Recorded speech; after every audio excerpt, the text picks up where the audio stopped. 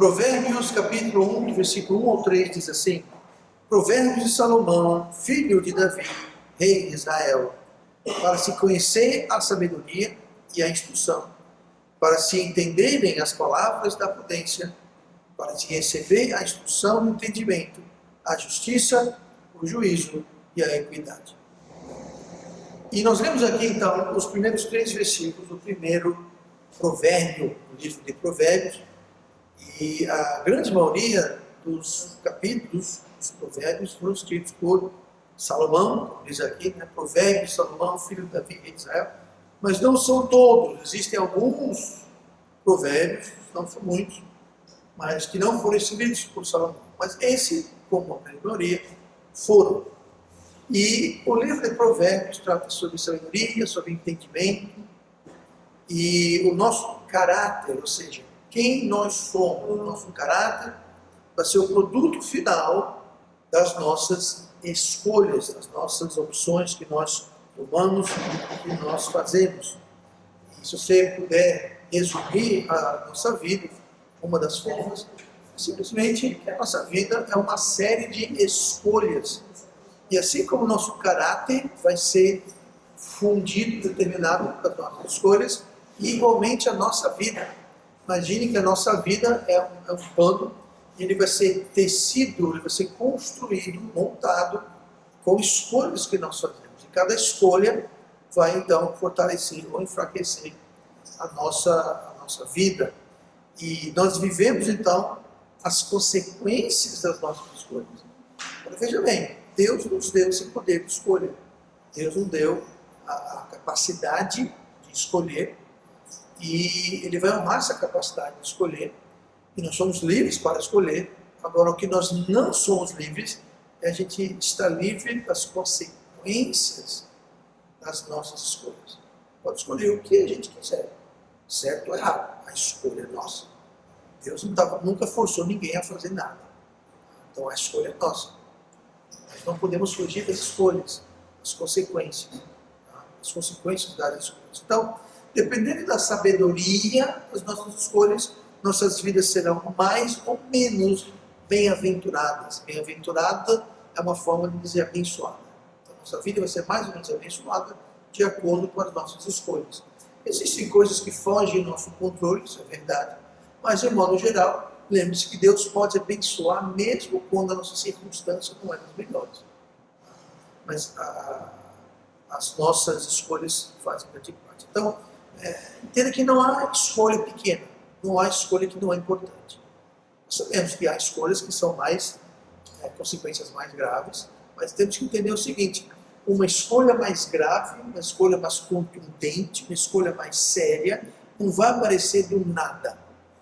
O que vai nos levar àquele ponto de fazer uma grande e importante escolha são pequenas, cotidianas e aparentemente escolhas que não são importantes, mas que vão ter um grande impacto lá na frente. Então, toda escolha é importante, por mais que a gente não perceba na hora, e muitas vezes a gente pode traçar algo bom ou ruim, na nossa vida, pode traçar a uma escolha pequena.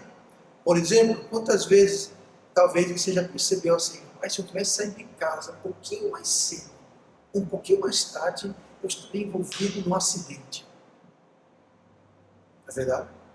Às vezes você poderia ter sido envolvido. E outra coisa, muitas coisas nós só vamos saber do por vir. De coisas que nós escapamos, ou coisas que nós recebemos porque estávamos na hora certa, no lugar certo, e às vezes foi por causa de uma escolha tão simples quanto sair de casa alguns minutos mais cedo ou mais tarde. Você não encontrar com alguém, se deparar com uma situação, entrar numa circunstância. Então, toda escolha é importante. Por isso que devemos reger toda a nossa escolha com sabedoria e também estar sensível a Deus falando no nosso coração. Sensível, e saber entender a voz de Deus. E Deus fala através da sabedoria, igualmente. Então, temos que ter muito cuidado com isso. E Deus aqui, eu quero falar aqui, é que Deus aqui está nos mostrando 3 guias invisíveis. Você não vai ver, eles são invisíveis, mas eles são guias. Como você vai fazer, por exemplo, muito turista vem para Maceió, eles não conhecem os lugares turísticos, então eles têm o quê? Tem um guia que vai fazer o quê? Vai os guiar. vai mostrar lugares que eles talvez não conheceriam, porque não conhecem. Então o guia vai mostrar, o guia vai organizar, o guia vai fazer tudo isso, porque ele é um guia. E Deus deixou aqui 3 guias invisíveis para que pudéssemos tomar decisões sábias e corretas e boas. No versículo 2 a gente vê isso. Para se conhecer a sabedoria e a instrução. Para entender as palavras da prudência, para receber a instrução do entendimento. Então aqui em 2 versículos temos 3 paras. Ou seja, é para isso, é o motivo. Então, para conhecer a sabedoria, para entender as palavras da prudência e para receber instrução e raciocínio. Então, para você ter essas 3 coisas, Deus nos dá então, no final do versículo, ele fala justiça, juízo, equidade. Esses são os 3 guias invisíveis. Justiça, juízo e equidade. Se a gente tiver justiça, juízo e equidade, nós vamos entender essa sabedoria, nós vamos ter instrução, nós vamos ter entendimento. O que é ter entendimento? Entendimento é não só você saber ter sabedoria, é você saber fazer. E não adianta você saber a receita de um prato, se você não fizer. Eu posso dar uma receita aqui para você. Você precisa desses ingredientes para fazer assim, assim, assado. Você tem a sabedoria. Agora a instrução é você parar, sentar e você começar a fazer. Ou seja, vai sair daqui e vir para cá. Vai colocar em prática. Para você ter entendimento, sabedoria, prudência, você tem que ter justiça, juízo e equidade. Então vamos ver hoje de manhã esses 3 guias invisíveis que Deus nos dá para nos levar a tomarmos decisões que vão abençoar a nossa vida. Vamos lá. Primeira coisa, o primeiro guia invisível é justiça.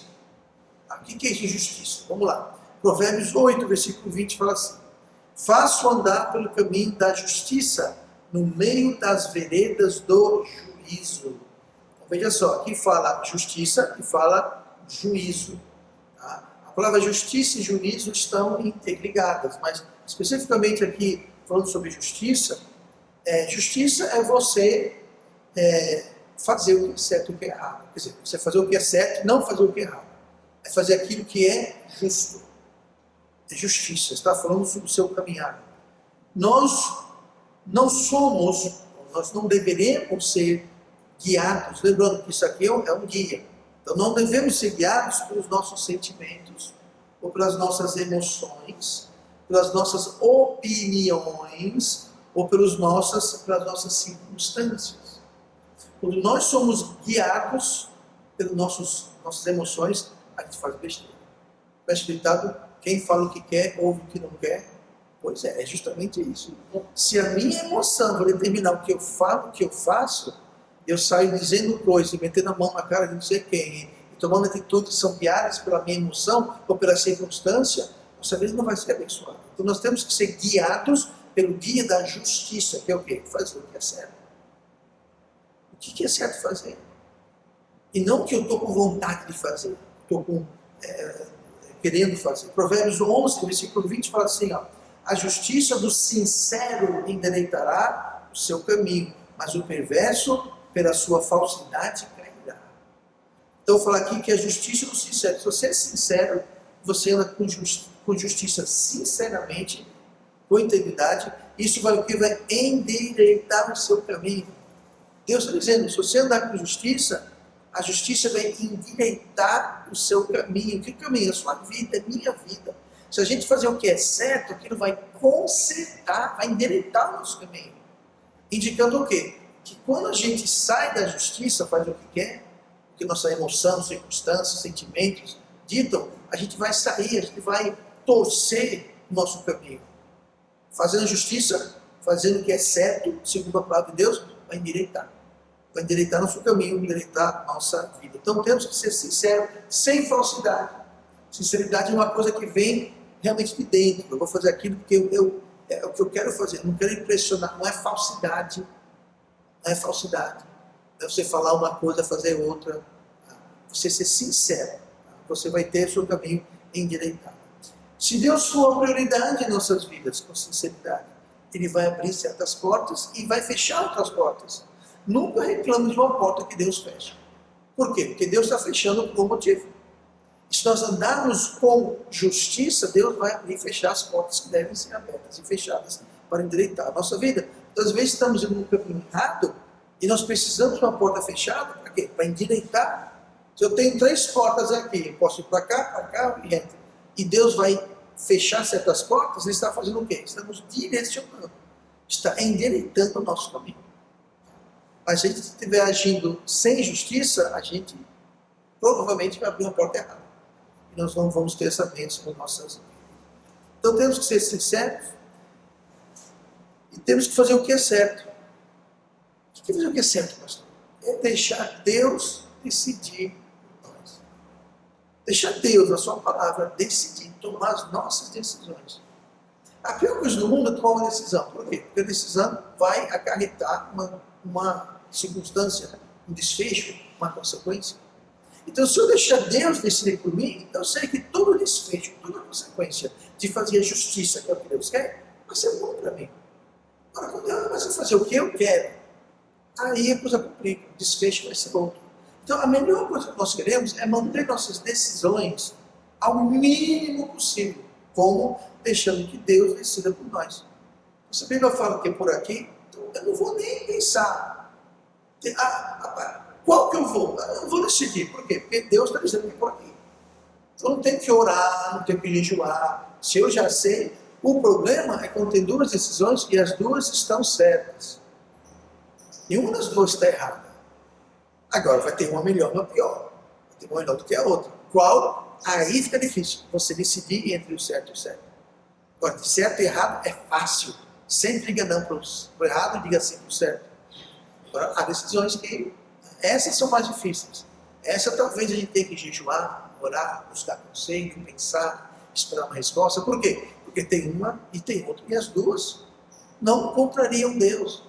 Agora, se uma está errada, não tem o que decidir, gente. Não tem o que decidir. É a certa e fim de conversa, fim de papo. Então não temos que ter opinião. Temos que conhecer a palavra de Deus e seguir a palavra de Deus. Tá? E que seria uma coisa ideal. A gente tem a opinião que Deus tem. Infelizmente, a filosofia de hoje é uma filosofia de relativismo. Ou seja, não tem um certo. Tem o seu certo e tem o meu certo. E tem o certo daquele e tem o certo daquele. Peraí, só pode existir um certo. Só pode existir uma verdade. 2 coisas que são opostas não podem ser verdade. Tá? Ou é esquerda, ou é direita, ou é para frente, ou é para trás, ou é para cima, ou é para baixo. Não pode ser para cima e ir para baixo.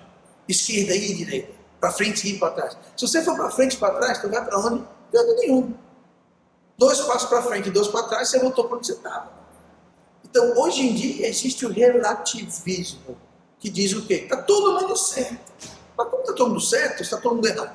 E outra coisa sobre a verdade. 2 verdades não podem estar certas. 2 erros não podem estar certos. Se eu estou errado e você está errado, então estão os 2 errados. Não tem como estar. Então, hoje em dia, a moda nas escolas, na faculdade, na televisão, nos filmes, no jornal, tudo é isso. Não existe uma verdade. Cada um constrói a sua verdade. Que é loucura. Não faz o mínimo sentido, mas é o que está valendo. Isso influencia muito. Porque muita gente fala, pastor, isso pode ser certo para você, mas para mim não é. Sim, mas não pode estar eu e você certos. Podem estar os 2 errados. Mas os 2 certos não podem estar os 2 certos. Então, se a minha opinião, se a minha verdade, se o meu certo é baseado na palavra de Deus, então eu estou certo. Mas não pode ter os 2 estar certos. Então, temos que ter justiça, certo e errado, e decidir. Você sabia que o diabo não se incomoda se você vai para a direita, para a esquerda, para frente, para trás, para cima, para trás, para baixo? Ele não se interessa. Ele tem um interesse que você não vá no caminho de Deus.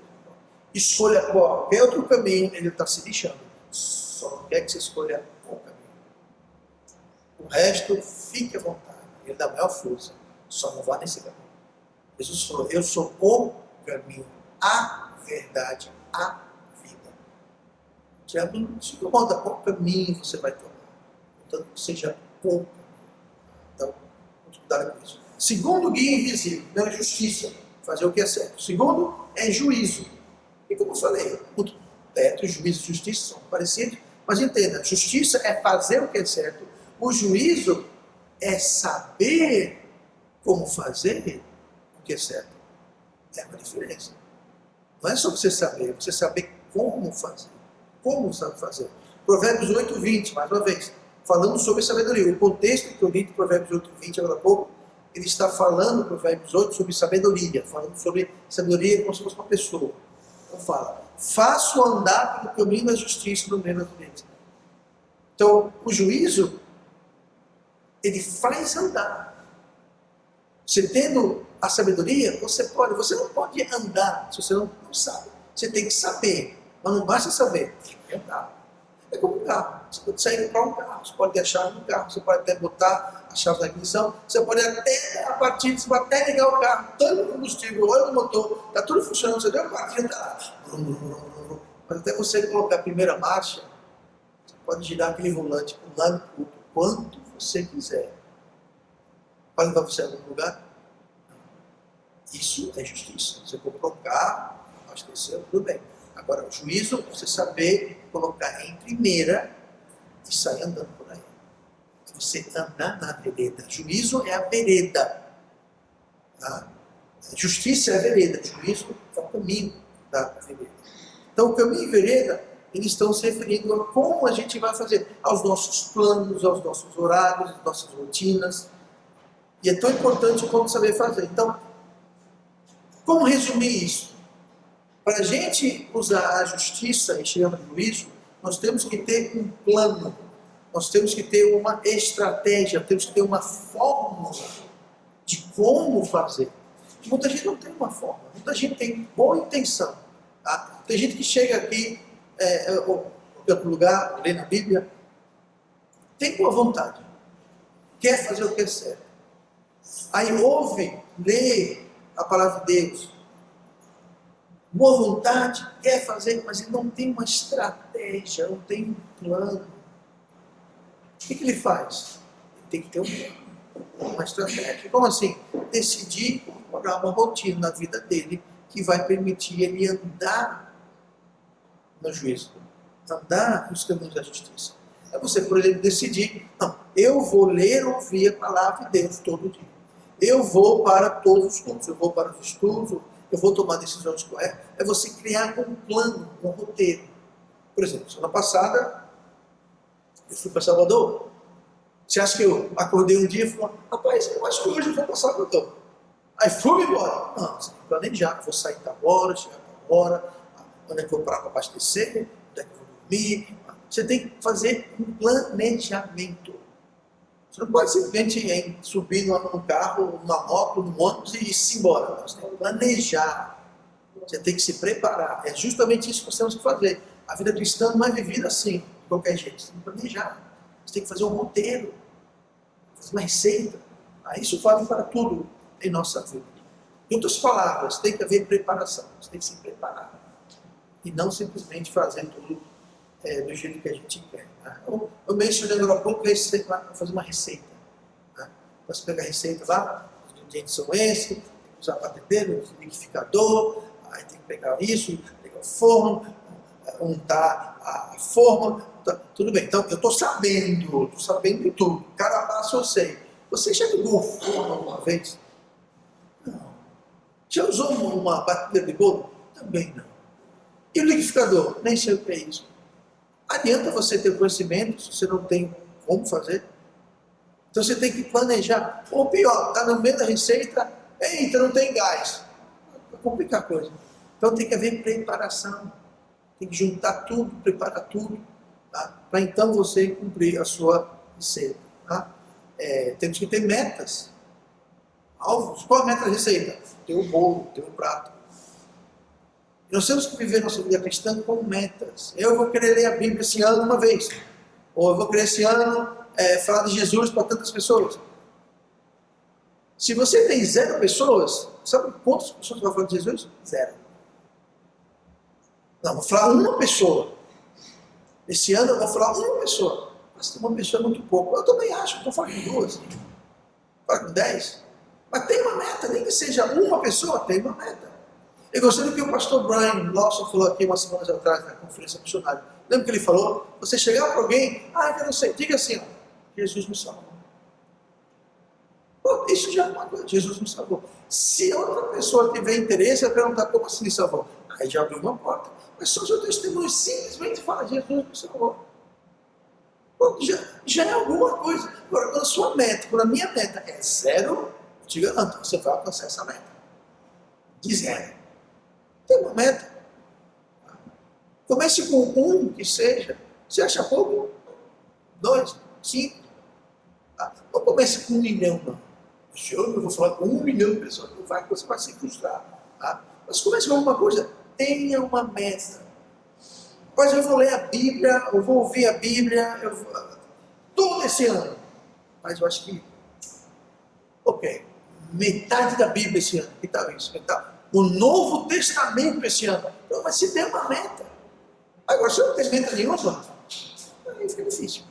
Então, 3 guias invisíveis. O primeiro é justiça, é fazer o que é certo.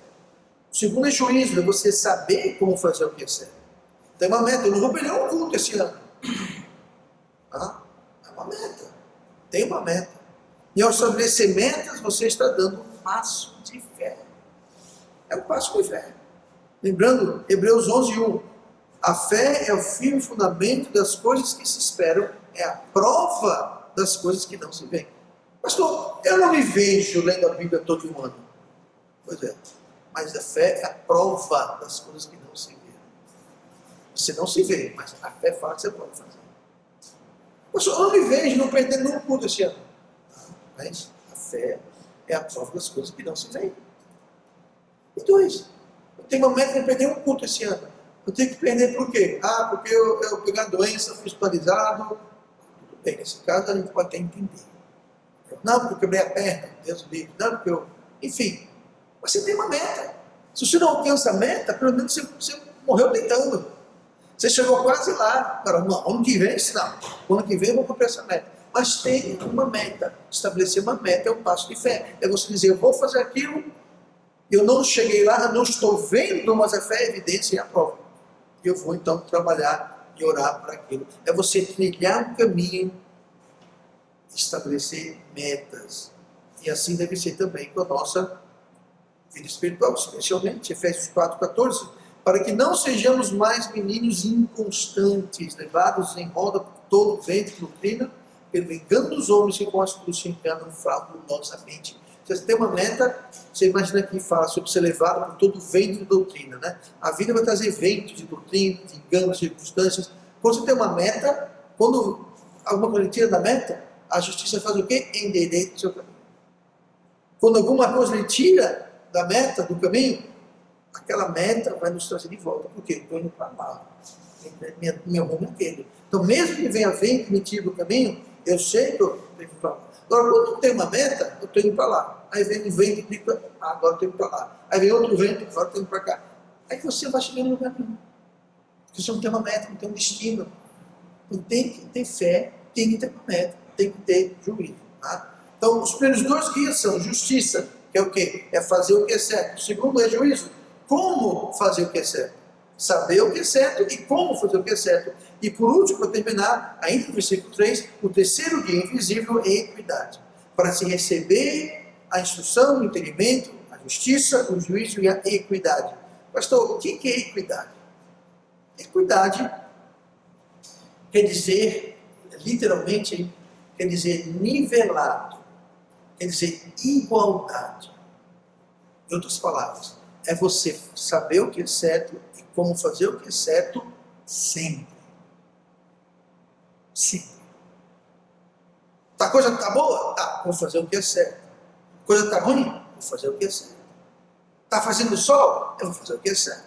Está chovendo? Eu vou fazer o que é certo. É equidade, é você ser nivelado e você ser constante. Não interessa. Acabou o dinheiro, eu vou fazer o que é certo. Ganhei na loto, vou fazer o que é certo. Eu estou saudável, vou fazer o que é certo. Estou doente, eu vou fazer o que é certo. É você ter equidade. Hoje eu estou com raiva. Está com raiva? Faça o que é certo. Não está com raiva? Faça o que é certo. A Bíblia fala que não deixe o sol se pôr na vossa ira, né? Está com raiva? Não deixe passar a ira de um dia para o outro. É uma receita que Deus fala.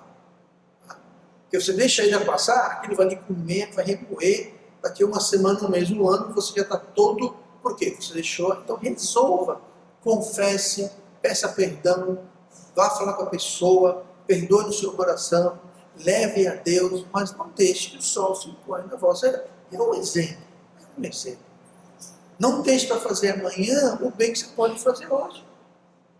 Tá? Mudando de marcha aqui, você tem um bem que você pode fazer hoje, por que você amanhã? Faça hoje logo. Ou seja, é você ter equidade, é a habilidade de continuar fazendo o que é certo. 24 horas por dia, 7 dias por semana, 52 semanas no ano, 356 dias no ano. É equidade. É você ser o mesmo. Ou não é aquela pessoa que está aqui na igreja, né? Está aqui na igreja assim, né? Oh, Senhor, aleluia, paz e amor e bênção. Saiu da igreja, aí é só ignorância, palavrão, mentira, fofoca, arruaça, barraco. O que é isso? É uma falta de equidade. Não, eu sou santo na igreja, você sai da igreja e vira no campo. Isso é equidade? Não. Isso é desigualdade.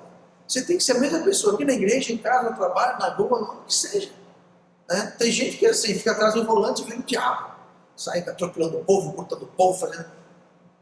Por quê? É falta de equidade. Nós temos que ser iguais. Nós temos que ser quem nós somos. E temos que ser justiça e juízo quando? Sempre.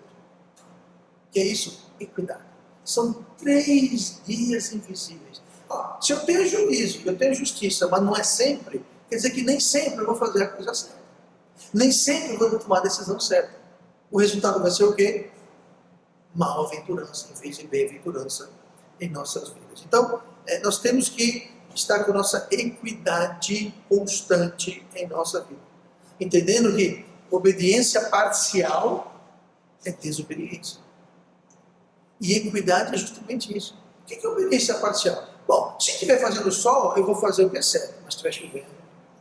Bom, se eu estiver contente, feliz e alegre, eu vou fazer o que é certo. Se eu estiver chateado, com raiva, eu vou fazer o que é certo. Então você vai ter obediência aqui, mas não aqui. Vai fazer o que é certo aqui, mas não aqui. Então, obediência parcial. Obediência parcial é desobediência. Obediência verdadeira é ter equidade. É sempre, é constante.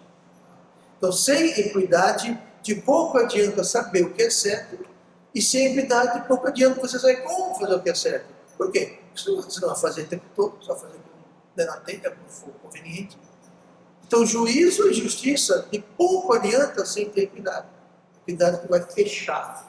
E são os 3 dias invisíveis que Deus deixa. Então, tem um plano. Viva por tabela. Cultive, desenvolva bons hábitos. Novos hábitos, talvez, até. Os nossos hábitos, eles vão mostrar e vão forjar quem nós somos. Então, os meus atos não só vão me influenciar, vão me moldar, mas os meus atos, os hábitos, vão dizer para todo mundo quem eu sou.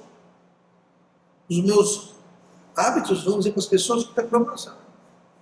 Então, se o meu hábito é mentir, eu tenho mentira no coração. Se o meu hábito é responder com rispidez, é responder com ignorância, está no coração. Então, vamos desenvolver bons atos, vamos desenvolver justiça, juízo e equidade, e vamos segui-los. Que Deus deixou esses dias invisíveis para nos abençoar e nos guiar a nossa vida.